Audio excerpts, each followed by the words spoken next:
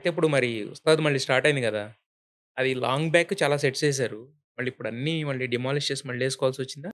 ఆ కంటెంట్‌కి సెట్స్ ఏం కావాలనేది. హ్మ్.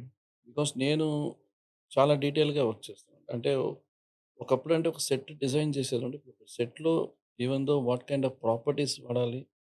అంటే దానికొక మూడ్ బోర్డ్, కలర్ ప్యాలెట్ అన్నీ చూస్తాను నేను. అంటే ఇది and number of sets movie. Hmm. Most of art direction చాలా main role. Hmm. Because the locations అయినా సరే అండి. ఆహ్, నేను చాలా కొత్తగా చేస్తానని కాదండి. But I can justify the place hmm. And sets. అదే స్ మూవీకి డామినేట్ చేయకుండా సెట్. హ్మ్. సో, నాకెప్పుడు అదే ఉండేది. హ్మ్. మనం వేసే సెట్ ఒక ఏదో ఒక పోలీస్ స్టేషన్ ఏస్తామంటే అది పోలీస్ స్టేషన్‌లా ఉండాలి తప్ప, హ్మ్. అది నేను పబ్బులాగా కొత్తగా ఏదో కొత్తగా చూపిస్తాను చేయను. ఆ ఎక్స్‌పెరిమెంట్ నేను చేయను. హ్మ్. ఇప్పుడున్న బేసిక్ అనేది బేసిక్ అనేది ఉంటుంది. దాంట్లో బెటర్‌మెంట్ ఒక కెమెరామెన్‌కి లైటింగ్ ఎట్లా ఉండాలనేది హ్మ్. ఆయన మైండ్‌లో పెట్టుకొని సెట్ చేస్తాను.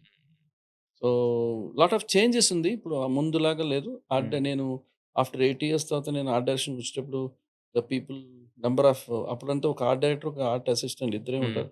ఇప్పుడు ఐదుగురు ఆర్ట్ అసిస్టెంట్స్ పెరిగిపోయారు. పెరిగిపోయింది. వర్క్ పెరిగింది. And detailing very important. హ్మ్.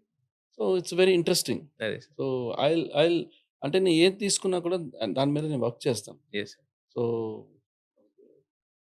ప్రతి వర్క్ కూడా నాకు ఇవాళ నేను ఆ రోజు ఆర్ట్ డైరెక్షన్ చేశాను కాబట్టి నాకు ఈ పొజిషన్ వచ్చింది. హ్మ్. బట్ ఇదే కాదండి. దీని తర్వాత కూడా నాకు I more into searching in the creative part. హ్మ్. ఆర్ట్ డైరెక్షన్ ఒక పాత్ మనకి. దాన్ని తీసుకొని మనం డిఫరెంట్ పాత్‌కెళ్ళాలి. హ్మ్. సో, ఇప్పుడు షిర్డీ టెంపుల్ రెప్లికా అయింది. ఇక్కడ శంషాబాద్‌లో సేమ్ షిర్డీ టెంపుల్ ఓహ్! 1940స్‌లో ఎట్లా ఉందో అట్లా రెప్లికా చేశాను. ఓకే. సో, అదంతా నాకేంటంటే ఒక నా more more than money satisfaction. హ్మ్. సో, ఇట్స్ జర్నీ చేయాలి. ఎక్కువగా నేను ట్రావెల్ చేస్తాను. సౌత్ ఇండియా టెంపుల్స్ ట్రావెల్ చేస్తాను. I'll gain more experience. అంటే ఎవరు కట్టారు? ఆ డిజైన్స్ ఎట్లా వచ్చింది? ఆ స్టోన్‌లో ఎవరు కార్వింగ్ ఎట్లా ఉంది? అని యెస్. ప్రతీది కూడా. యెస్. తిరుపతిలో కూడా నాకు ప్రతి శ్రీకృష్ణదేవరాయల పీరియడ్‌లో కట్టేటప్పుడు కూడా ఒక టెంపుల్‌ని అంటే ప్రతి పిల్లర్ కూడా. హ్మ్. సో, ఆ కార్వింగ్స్ బాగా నోటీస్ చేసి మనం చేయగలమా? అగైన్ నేను అక్కడే పేపర్‌లో డ్రా చేసుకుంటాను. హ్మ్.